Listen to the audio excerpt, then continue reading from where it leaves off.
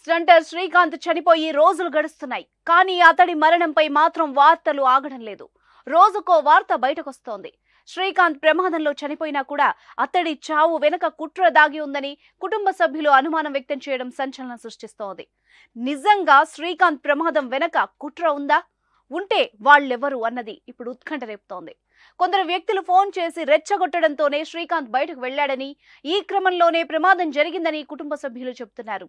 శ్రీకాంత్ కు ఫోన్ చేసిన వాళ్లను గుర్తించి కఠిన చర్యలు తీసుకోవాలని డిమాండ్ చేస్తున్నారు. గజం కేవలం 26,000 రూపాయలతో 165 గజాల భూమి కేవలం 52 లక్షలు మాత్రమే. ఇప్పుడు కుటుంబం అనుమానంతో శ్రీకాంత్ శత్రువులు ఎవరు అన్న ప్రశ్నలు బయటకొస్తున్నాయి.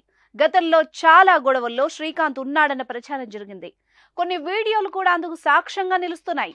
ఈ నేపథ్యంలో పాత కక్షల నేపథ్యంలోనే శ్రీకాంత్ కు ఫోన్ చేసి రెచ్చగొట్టారా అన్న అనుమానాలు వ్యక్తం అవుతున్నాయి.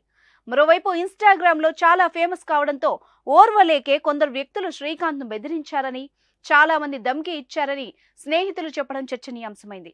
అయితే శ్రీకాంత్ మాత్రం 100% ప్రమాదమే అని చెప్తున్నారు పోలీసులు. స్థానికులు కూడా అదే మాట చెప్తున్నారు.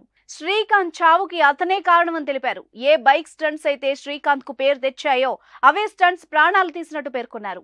కత్తి పట్టుకున్నా అసలు నిజం ఏంటంటే శ్రీకాంత్ బైక్ స్టంట్స్ చేసే క్రమంలో ఇప్పటి వరకు పెద్దగా ప్రమాదానికి గురవ్వలేదంటూ, కానీ ఒకే ఒక్క ప్రమాదం జరగగా దాంట్లోనే ప్రాణాలు కోల్పోయాడని అతడి కుటుంబ సభ్యులు ఆవేదన వ్యక్తం చేస్తున్నారు. మరోవైపు అతను రౌడీ అనే ప్రచారాన్ని కూడా కుటుంబ సభ్యులు, స్నేహితులు ఖండిస్తున్నారు.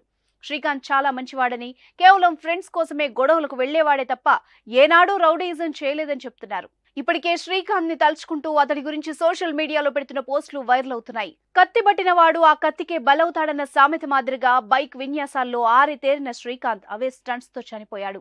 శ్రీకాంత్ ఘటన నుంచి యువత గుణపాఠం నేర్చుకోవాలని పోలీసులు సూచిస్తున్నారు. ప్రమాదకరమైన బైక్ విన్యాసాలు చేస్తే తాట తీస్తామని హెచ్చరిస్తున్నారు.